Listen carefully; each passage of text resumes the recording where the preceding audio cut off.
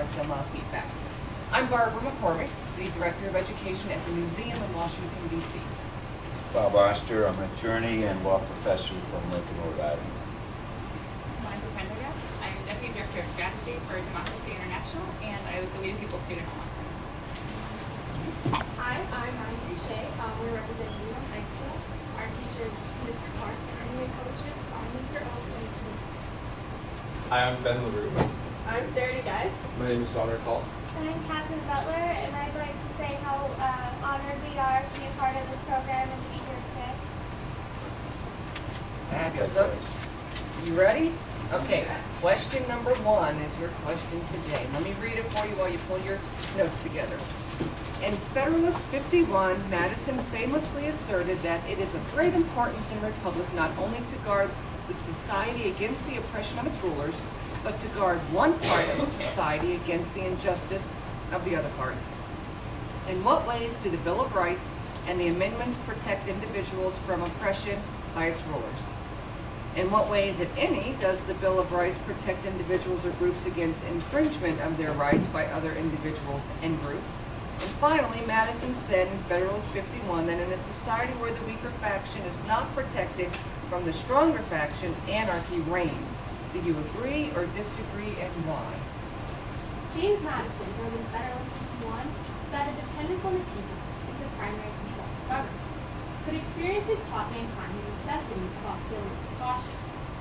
Though Madison did not envision a Bill of Rights while writing Federalist 51, such a document was eventually ratified which would serve as the auxiliary precautions he saw necessary. Madison saw two distinct issues with Republican government: protecting the people from self-interested governmental officials and protecting minorities from tyrannical majorities. The First Amendment aims to assuage Madison's first fear by providing outlets for showing discontent with the government. For example, Nevada's none-of-the-above option on election ballots demonstrates the importance our state places on giving voters a means of showing disdain for the political environment. Our individual rights are also protected from any arbitrarily abusive treatment by government in the Due Process Amendments, such as the 4th, 5th, and 8th. The 5th Amendment prohibits the government from taking our life, liberty, or property without providing due process under the law. For example, last week the Supreme Court decided in Missouri v. McNeely that a warrantless blood sample in DUI cases would be an unconstitutional overstep of governmental boundaries. Beyond the Bill of Rights, amendments such as the 23rd, which gave electoral votes to the District of Columbia, the 15th, the 19th, and the 26th ensure that all groups hold a voice in our government. Additionally, without the 14th Amendment's creation of incorporation through cases such as Gatelo v. New York, the Bill of Rights would mean less because it would not apply to state sovereignty. The Ninth Amendment provides that rights not explicitly stated in the Constitution are to be retained by the people, such as the right to privacy under Griswold v. Connecticut. The right to privacy. Under Griswold v. Connecticut, the penumbras or shadows of privacy found in several amendments protect such a right from infringement by government or certain groups. Federalist 51 stressed the separation of powers and stated that the interests of the individual would check itself against that of the general public. As Bill Moyers, press secretary to President Lyndon B. Johnson said, "Constitutional democracy is our defense against ourselves, the one foe who might defeat us." The Bill of Rights upholds this idea, as over time, the amendments have been perceived to protect one individual from another individual group. For example, under McDonald v. Chicago, the Second Amendment's right to bear arms implies the right to protect your life, liberty, and property from individuals who would look to infringe upon those rights. Additionally, the Seventh Amendment also protects individuals by applying due process to civil cases. However, the state action doctrine makes the distinction that the Constitution, and as a result the Bill of Rights, applies only to the government. For this reason, the Bill of Rights does not directly affect private individuals or groups, making it allowing these parties to potentially oppress others. Madison also wrote in Federalist 51 that, in a society under the forms of which the stronger faction can morally unite and oppress the weaker, anarchy may truly be said to reign. Because Madison's definition may have been quite different, this statement hinges on the varying standard of anarchy and the degree of chaos that it constitutes. Is anarchy mere lawlessness, or is it the utter abolition of government? The secession of the 11 states in 1860 and the Civil War that followed was surely a form of anarchy. And right or wrong, these states seceded because they felt like an oppressed minority. In a situation like this, it is evident that the government has lost the social contract with its constituents. As a true government, people cannot exist without such an agreement. We agree with Madison that anarchy is the result of an oppression of a weaker minority faction by a stronger majority. We agree that the rights of the minority should be valued, and by protecting the individual, the Bill of Rights adequately accomplishes just that. As Russian-American novelist Ayn Rand stated, the political function of rights is precisely to protect minorities from oppression by majorities, and the smallest minority on earth is the individual. Thank you. Thank you very much. Okay, in your opening, you mentioned briefly the First Amendment. I would like to hear more about how the five freedoms of the First Amendment protect us from government and other individuals and factions. Well, the five freedoms of the First Amendment, especially those of speech, petition, assembly, those kind of form the core of civil disobedience, which is a great way for people to give feedback to the government on how they feel oppressed or how they think the government can do a better job. Civil disobedience was used by Martin Luther King. That's an example of that. Also, the freedom of press allows us to learn more about what our government is doing and how they're functioning so that we can use our freedom of petition if we disagree with it. Furthermore, with the freedom of religion can also be used because this is one of the few rights that was granted to African Americans that they were actually able to express, and allowed for the children to gather at the 16th Street Baptist Church to begin their march on Burning.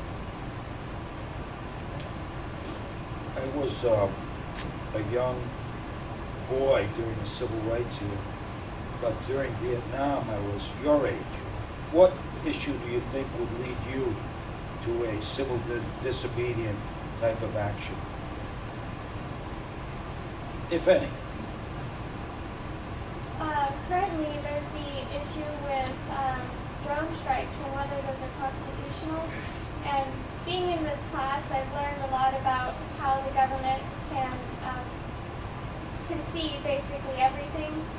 So if I learned that drone strikes had been flying over the city of Reno, I would be inclined to protest my city for allowing that to happen. Personally, the MyRaid cases, which are a series of cases that will determine whether or not corporations can basically patent part of our DNA, and based on the result of this case, that could lead to, obviously a start of maybe civil disobedience for me, because there definitely should not be the corporations should not be able to patent DNA. This is who we are, and it's not something that should be used in order for one company to gain money. In addition, the people Congress who passed the Affordable Care Act are kind of trying to exempt themselves a little bit from the bill. In addition, in the bill, there also is an article that exempts the people and the staff who wrote it. And this really is not fair because the Congress should have to follow the same rules that they place on us, which I would definitely protest. Even though we do have Section 5 of the Voting Rights Acts, if we didn't have that, the 16 jurisdictions that it covers would be able to discriminate against a lot of our minorities. And even though we do have that, if we didn't, that would personally be something that I would definitely invoke civil disobedience. I'd like to take us in a slightly different direction and ask you about due process, which you mentioned in your opening presentation. Do you think there are certain rights, certain due process rights, that apply to individuals but not to others, and should that be the case? Yes, well, the case of Hamden v. Rumsfeld established that military combatants, those who are deemed military combatants, deserve some due process rights, but not all the due process rights that normal citizens would deserve, such as the confrontation clause. They don't get to feel the benefits of that clause. In addition, the case of DeMore v. Kim established that immigrants have the right to habeas corpus when they are before they are removed from the country. So this is a form of due process. It may not be as strong as the due process rights that we are all afforded, but it's a little different. Furthermore, in civil cases, there is no right to a lawyer, and this was under Lassiter v. Department of Social Services. And they should definitely award those who are unable to afford a lawyer, because these are cases where people can lose lots of money, their children, or their houses, and this kind of loss should definitely be supported under due process before a lawyer. Okay. How are we doing today at protecting or considering minority rights? And if you could maybe discuss some factors that could influence contemporary civil rights movement? Today we are really passionate about our rights, and everyone's very defensive of our rights. For example, the American Civil Liberties Union is really quick to jump in and protect anyone who feels infringed by the government. So I think in that way we are very cautious and very aware of what our rights are. The whole society might not be, but there are groups that are really good at protecting our rights. Something that's interesting to note is that the Bill of Rights, with as much emphasis as it has on protecting minorities today, when it was first passed with Madison, it was not meant to protect minorities. It was more to protect the people from the government. And with the passage of the 14th Amendment, that really switched it for protecting minorities from the majorities. So we're doing a lot better as far as protecting minorities doing just with the passage of the 14th Amendment. However, one movement that I believe is starting to pick up more momentum is obviously whether or not homosexuals are able to be able to be married. And now just recently, there are now 10 states. The most recent is Rhode Island passing a law that is allowing this. However, a lot of people are waiting for the cases to reach the Supreme Court, to be decided by the Supreme Court, such as DOMA, and this will really solidify whether or not this movement will continue or will start to die down. We don't really have time to go any further. Too bad. This was good. This was lots of fun. All right, great job. You're all done there. I loved your opening. I thought it was a great opening, and your understanding of Federalist 51 was fabulous, and I liked incorporating that in there. I liked how you answered the question and connecting the First Amendment as a vehicle for social change in the civil rights movement. I think sophisticated. And I thought that was great how you did that, and you got me with that one, for sure. Overall, I think you did a good job. A little bit more constitutional application when you're to the back of your positions, I think. Maybe, but other than that, it was fabulous. Great job. Thank you so much. Yeah, I thought just the turn of a phrase, auxiliary precautions that Madison thought about. I thought that was a nice turn of a phrase. I thought mentioning the McNeely case, the warrantless blood sample DUI case, a little bit of history, Bill Moyers. That was a good reference. I like recall what you mentioned about a right to a lawyer in civil cases, civil Gideon. They call that civil Gideon. I like that reference. So Gideon ensures counsel in criminal matters, but what you were referring to is so-called civil Gideon. I thought that was a nice reference as well. A recognition of the principle that termination of parental rights could be just as serious as jail. So, thank you. I concur with my colleagues. I thought you did a really excellent job. I liked in your opening, and won't repeat what they said, but I liked one of you mentioned the shadows of privacy as well. And one of the questions that we could have asked you is what do you think needs to be added? But I thought you actually answered that. What needs to be added, or you would recommend to add to the Constitution through the amendment process? But I thought you did a really nice job answering that question even before we could ask you with that. I thought that was strong. I also liked in your introduction the way you handled the anarchy question. I thought that was really strong. That you sort of defined what it could be, what it is, how you interpreted it, and then talked about the social contract and the loss of social contract and the implications. I thought that was very original. I thought it was curious that you ended with an Ayn Rand quote. I wanted to I wish we had more time or a separate forum, because I'd like to learn more about sort of how that figured into your whole process of coming up with your opening, but I thought it was very strong. But actually, in terms of the follow-up questions, I thought your responses to Bob's question is absolutely fascinating. And I wish we had just more time to continue the discussion. Thank you so much. Thank you.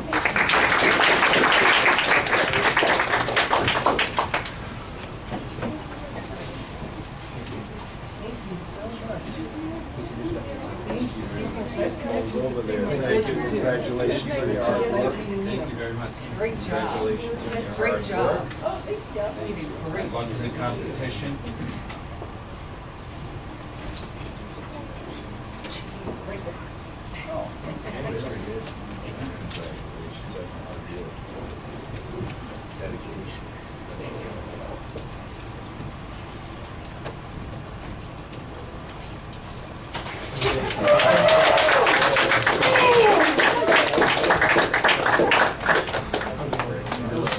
Way to start. That was a way to start. You guys sound a little slow and crashing a little bit. I think she said, when you get a constitution, you started slow. We know this. And that's it. Bam, bam, bam, bam, bam, bam, bam, bam. Awesome. Answered all the questions. 4 or 5. Nice job. Real awesome. Awesome. Great job. She's that quiet.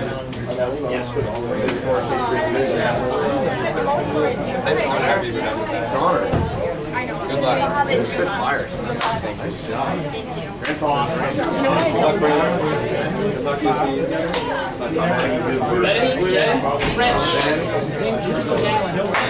You guys are jangling. I'll work on that. And then you guys never ask the same questions.